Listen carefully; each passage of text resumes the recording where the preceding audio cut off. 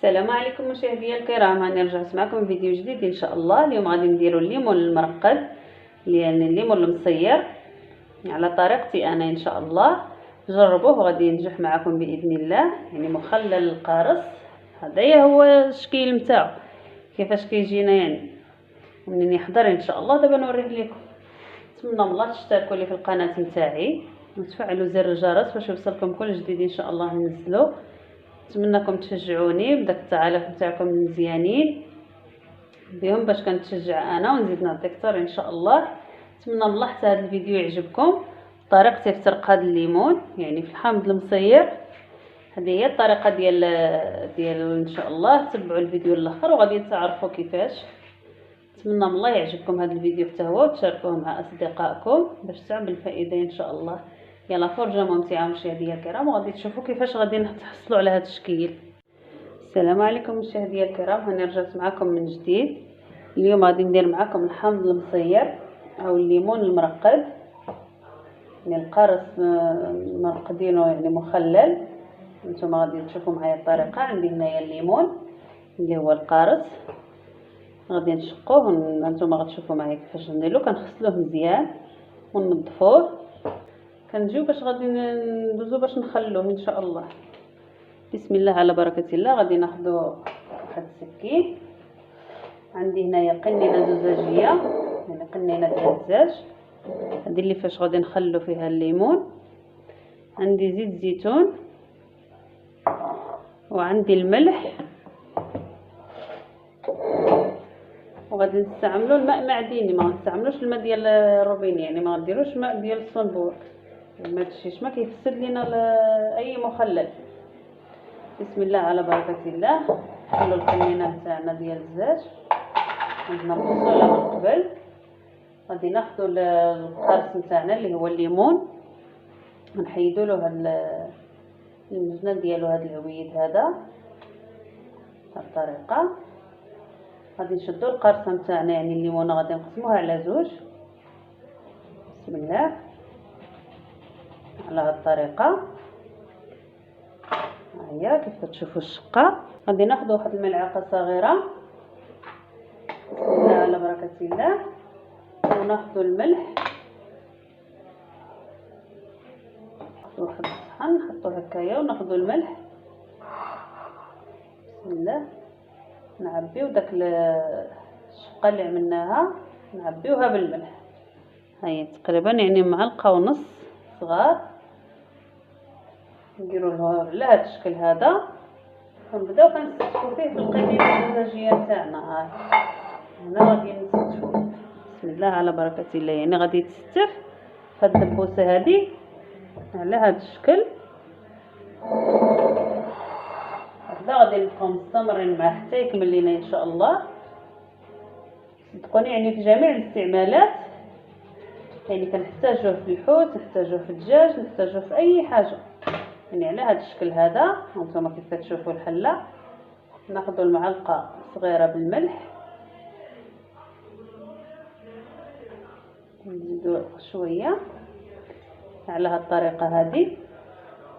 غادي نستمر على هذا الشكل هذا حتى نكمل الليمون اللي عندي كامل. يعني انا ما كنوريكم حاجه يعني اللي كنستعملها انا، ما كنعطيكمش حاجه مانيش مستعملها، يعني حاجه مجربه طريقه ناجحه يقعد لكم اكثر من سنه، يعني ما يفسدش. غير استمروا على هذه الطريقه هذه. غادي ينجح معكم ان شاء الله. الليمون المصير يعني كيجي روعه. هانتوما على هذا الشكل. نتمنى من الله تكون الصوره واضحه لكم. هاهي نستمر على هذا الشكل هذا حتى نكمل الليمون نتاعي كله. انا غادي نستفو على هذا الشكل، ويلزمو يجي يعني مكبوس هكايا. على هذه الطريقه غنستمر حتى نكمل الليمون اللي عندي كامل. يعني هذا القارص اللي عندي غادي نعبيه بالملح بكله. يعني نتوما القدر اللي تحبوا تعملوه، لكم الاختيار. يعني يكون الليمون اصفر تعملوا الحامض المصير. يعني هذا مخلل الليمون، هذا هو الترقات ديال الحامض على طريقتي. نتمنى من الله تجربوها. يعني كيصبرني قلت لكم اكثر من سنه، يعني يبقى لك القارص نتاعك ما يفسدش. جميع هذا يعني اللي تحتاجوه باش تستعملوا فيه القارص هكايا مرقد غتلقاوه حاضر ان شاء الله. يعني حويجه الانسان يعملها في دارو خير من يشريها. بسم الله. هانتوما كيف تشوفوا على هذا الشكل نستمر بنفس العمليه. يعني ما فيهش حاجه صعيبه، ساهل وتلقى حويجه في دارك عاملينها على يديكم نظيفه. على هذا الشكل. وفاش تجيو تستعملوه يعني تعود غادي ديروه في اي ماكله غديروا الملح، ما تستعملوش الملح. نتوما عارفين رواحكم قداه عملتوا ملح في القارص. يعني مادام عاملين الملح في الليمون نجيو نطيبوا حاجه نديروا بحساب بان راحنا ملحناه، يعني راه فيه الملحات زايد، لان هذا الملح هو اللي كيحافظ عليه. نتوما على هذا الشكل كنضغطوا عليه. غادي مستمرين بنفس الطريقه حتى نكملوا نكملوا هذا الليمون اللي عندنا كله. عفوا على هذا الشكل. نتمنى الله يكون واضح لكم الشرح. يعني هذا الليمون منين غادي يحضر ان شاء الله تسحب له 15 يوم او 20 يوم، وغادي يكون حاضر معنا ان شاء الله. منين غادي يحضر غادي نوريكم النتيجه، يعني غنوريكم الشكل ديالو كيفاه جا.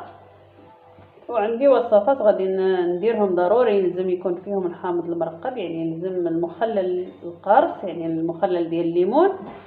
الوصفات اللي غادي نعملهم غادي يكون هو يعني حاضر فيهم، يلزم ضروري يكون هذا الليمون هذايا مرقد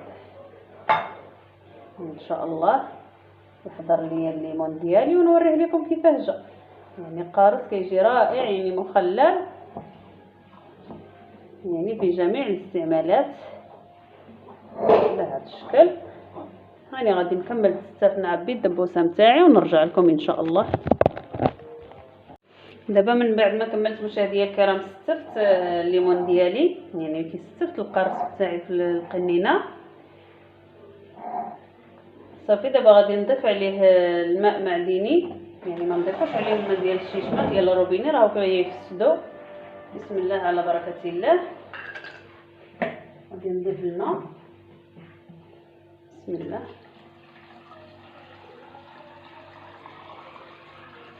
والليمون فاش يحضر لكم وتبغيو تجبدوا منه من الاحسن ما تستعملوش يديكم، لان راه ملي كتمسوه بيديكم كيفسد، وملي كيفسد الا مسيتوه بيديكم كيفسد.